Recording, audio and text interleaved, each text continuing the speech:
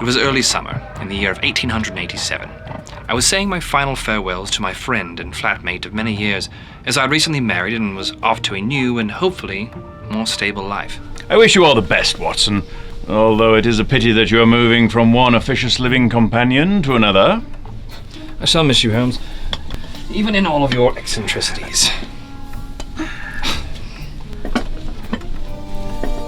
Will you be all right? Have you found the new flatmate? I have indeed. A recent student of Cambridge whose interests lie in criminology.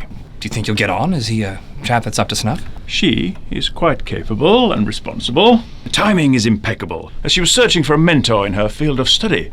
And what better way to learn and be taught than to be completely immersed in one's work around the clock? I believe it shall be a very amiable relationship. You needn't be so astonished, Doctor. It's a perfectly acceptable, and might I add, sterile situation.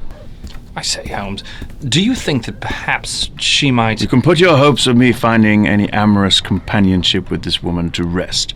It is purely a mentor-student arrangement, as well as one of convenience.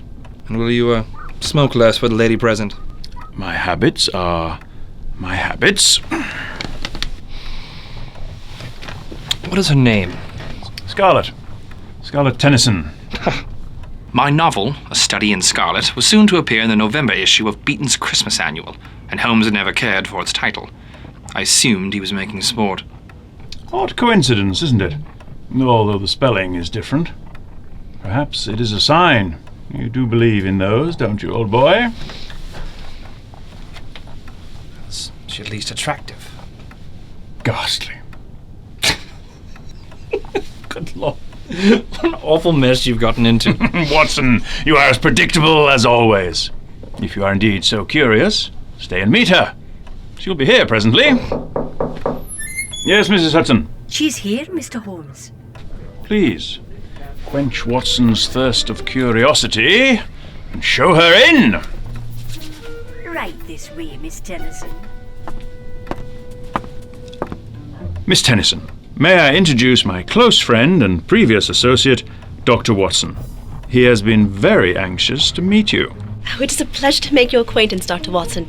Mr. Holmes has told me much about you. Indeed I have. Well, I wish you luck, Miss Tennyson. This is your dominion now, so I will take my leave. You're welcome any time, old friend. That is, if you are permitted out by the missus. I should say. I bid you both farewell. Good night. As I walked down the stairs into the balmy summer evening, I looked to the window of my old rooms. As I closed my eyes and again tried to envision Miss Tennyson, I caught myself smiling. Could she be just the thing to cure Holmes of his mistrust of women? Teach him to embrace them, perhaps? I shook my head at the absurdity of such a thought. Holmes was right. I knew him better. And no offense to my friend, but what woman in her right mind would want, or could ever stand, Sherlock Holmes as a companion?